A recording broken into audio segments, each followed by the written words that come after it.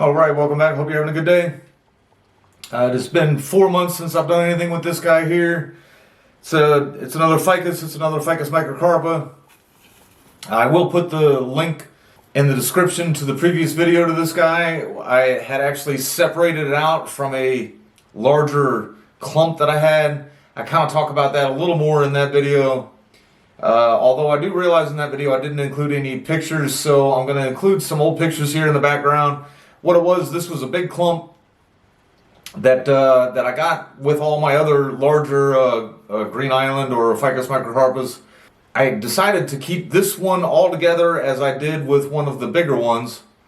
I've done really nothing to it in the 4 months since I separated it from the other one, which was actually what I had a big training pot, and I'm going to show you the other one here in a minute too. I've left that one alone since even before then. You'll be amazed how big that one is, or how bushy that one has gotten. I haven't done anything with this one since. Like I said, I've just kind of left it alone that whole time. So I am going to get in here. I'm going to prune the top pretty hard. And then down here, I've got just a handful of branches that I'm going to defoliate. But I'm going to leave the growing tips on there, and I'm going to get some wire on them. There's no movement down here. And I also just want to defoliate them just kind of to let the trunk kind of finish filling out some. You know, I mean, I think it's a decent tree for the size pot I've got it in and everything, but it could get a little thicker on the bottom here. So that's why I'm not going to prune down here as hard as I will up here, say. And up here, just as I've been kind of walking by it, noticing it's getting super busy. And so some of these, I might just go ahead, you know, there's some little joints here where there's like 5 branches coming out of one part. And so what I might do is just go ahead and prune out stuff like that, and not even like worry about like cutting on every growing tip or anything else. I'm just going to thin it out some. There's a little dieback. I mean, here's a little branch that just broke off just by me looking at it or whatever, or by me touching it. You know, that one didn't break off like that, but I'm going to go ahead and cut it back. So, you know, what I'll do is I'll just take out all the sickly looking pieces, all the pieces that are growing straight up, and just some of the super busy spots or whatever. See what I've got. I probably wind up with nothing up here by the time I'm done. And down here it'll be thinned out quite a bit. I can get some wire on there. So down here in this bottom section I got a couple branches coming straight up.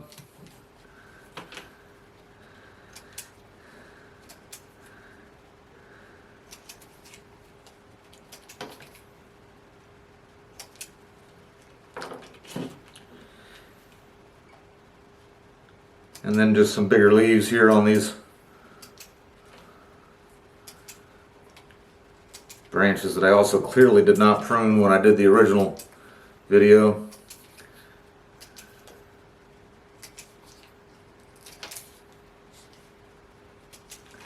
I'm going to leave not only the growing tips, but I'm going to leave just a couple leaves too.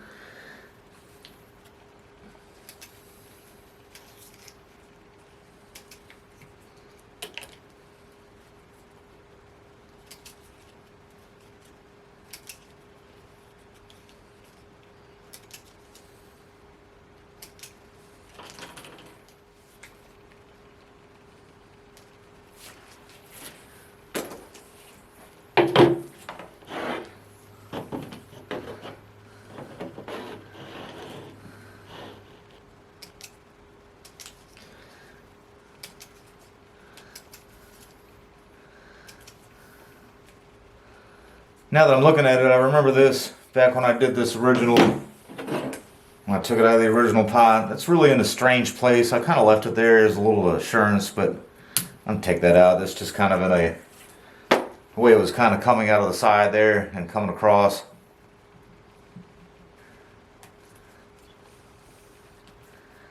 I left it on there with that original repotting just in the interest of health of the tree. It doesn't have any problems now, so.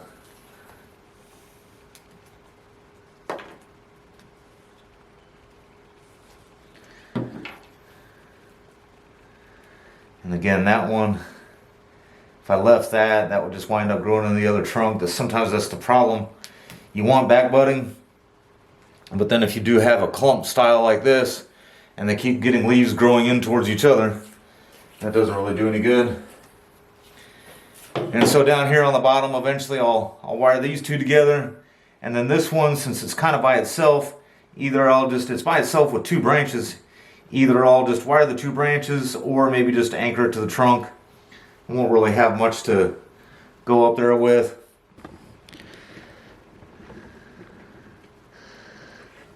Alright, and even though I can be somewhat leery about working these a little bit too hard in the onset of winter like we are right now, I'm not going to worry about it too much on this one. I can afford to take the risk on a couple of these. But I did want to point out that even this time of year, I see people asking a lot, like, why are my ficus leaves yellowing? I mean, I say even this time of year, it's kind of worse this time of year, but I always get a leaf or two that's going to yellow. Doesn't hurt anything.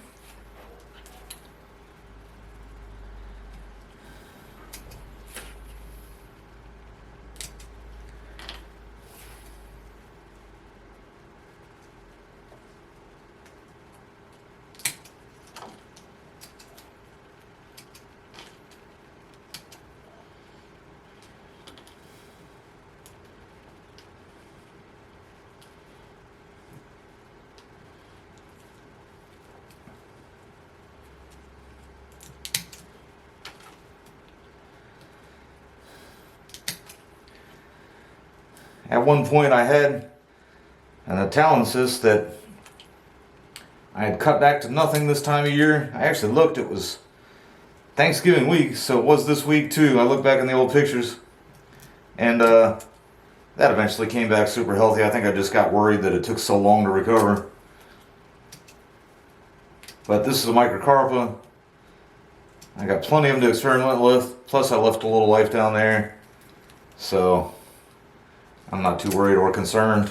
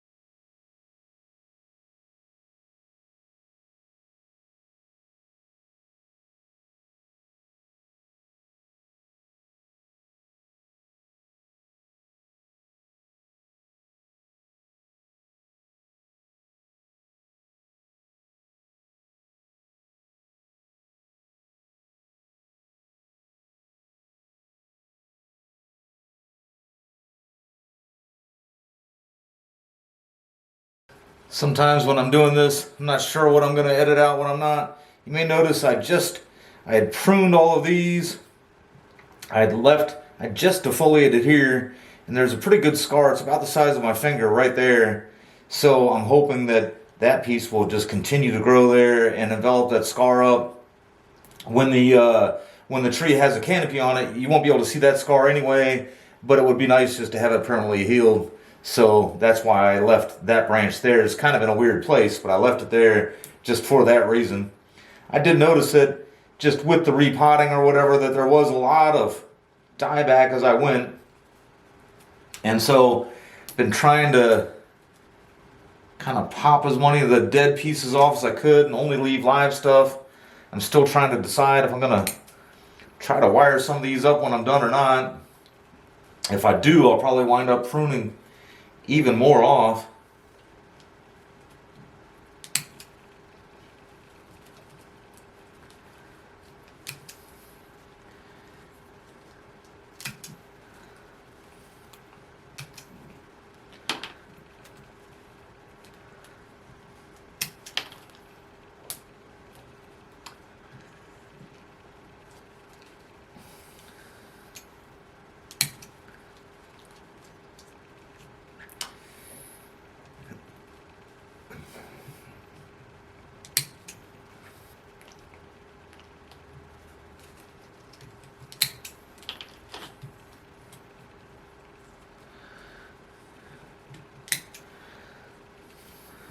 All right, so that's that.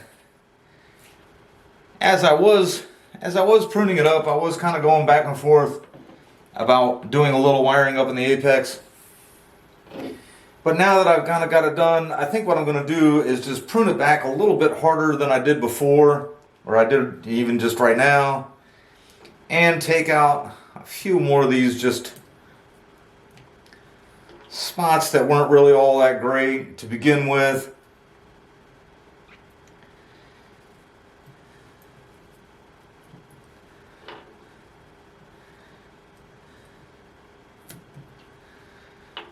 And hope that in the spring I got a little more to wire. I'm going to put some wire down here.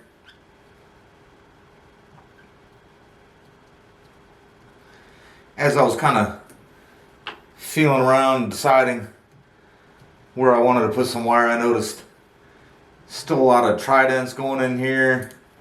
So I can pull some of them out.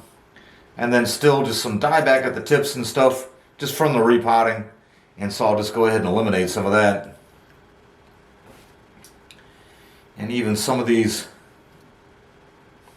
longer shoots, I can go ahead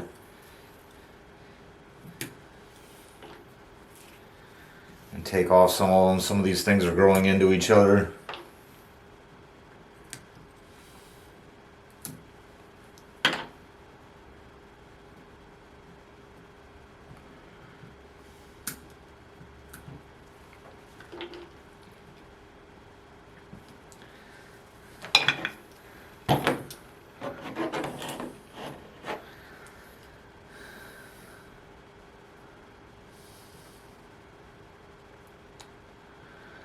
This one I don't want to take out too much of. That's coming, again, I got that one branch coming up from that scar there, but then the rest of this is coming right out of the base of the scar.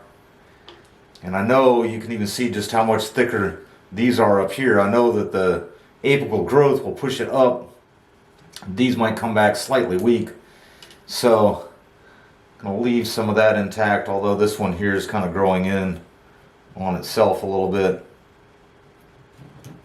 Take that one off.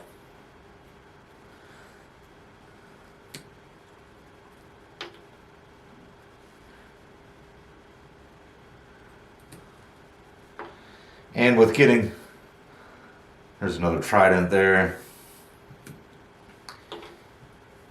And with getting a little more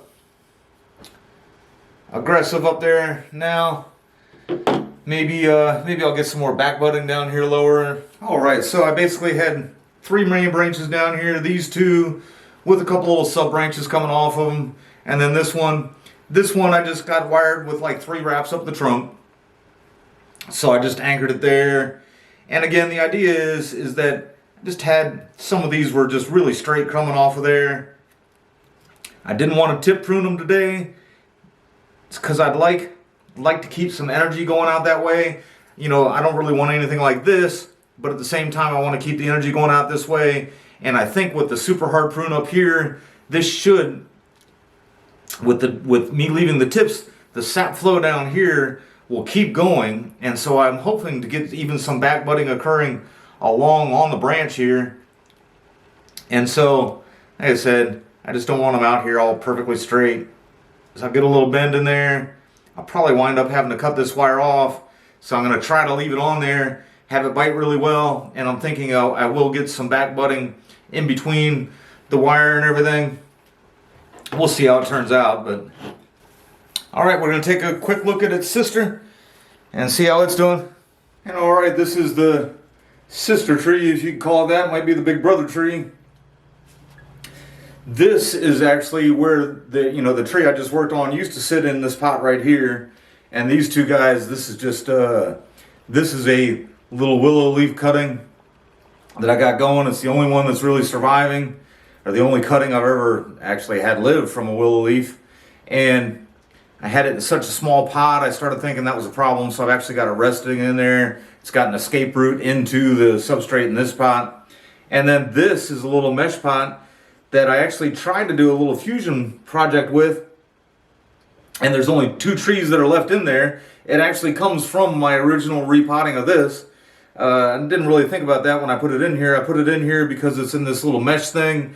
It was falling apart. and I didn't really have it resting on the ground right. I now have it resting on here. Definitely 100% I'll be repotting this in the spring.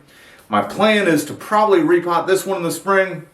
I was going to let it grow without bound here and just let it go over the winter. But since I've got it in here now, taking a look at it, I mean, some of these got some ridiculous long shoots here, but I'm going to go ahead and cut the apex back.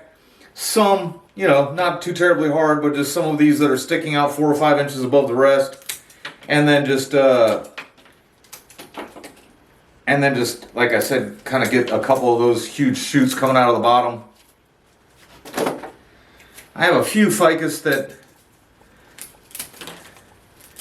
as much as you want to get the branches kind of all out and make the picture of the birds having something to fly through kind of a thing or whatever.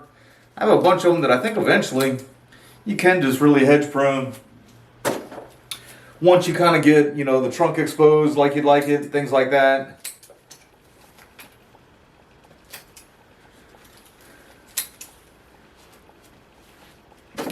But again, with the bigger clump getting that rot in the middle, I'm just kind of glad that all these pieces are still alive. Here's a couple really long pieces coming off here. This one actually kind of gets in the way sometimes of some other stuff out there.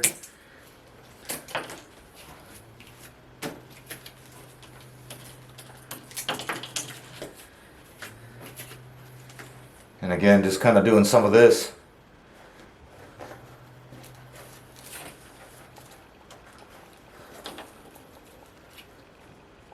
That one actually has somewhat of an aerial root kind of holding it down there. I was wondering what was making it resist like that.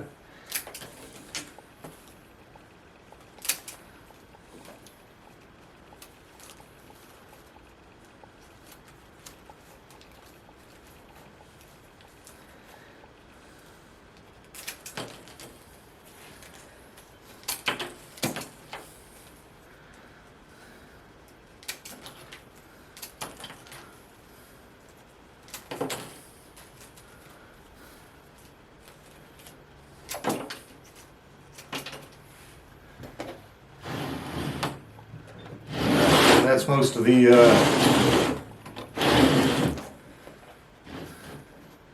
that's what the other side of it looks like here. There's that mesh I was talking about. That's most of the longer shoots I kind of wanted to get. And then I will just cut back this apex just a little bit harder.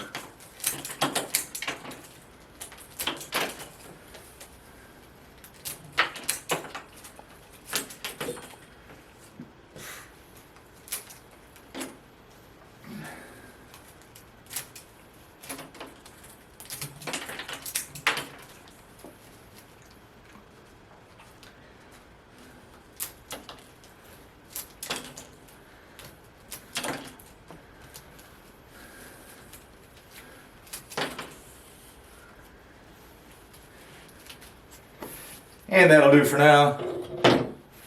I said I'll take this out, repot it in the spring. I'll take the willow leaf out in the spring too. I might repot it in something bigger. Probably one of my training pots, something a little bit wider and flatter. And then this one, I'll go ahead and I'll expose it, you know, I'll get it defoliated and pruned back and expose everything, expose the trunk, and just kind of take a look and decide if I want to get it into a pot, decide, you know, or just decide if I want to maybe let it develop some more. Cut it back a lot heavier up here right now. Just I want it to continue to thicken out down here. It's got a ton of aerial roots down there. I can't really show you just because of how covered in foliage it is, but it should look good in the future project.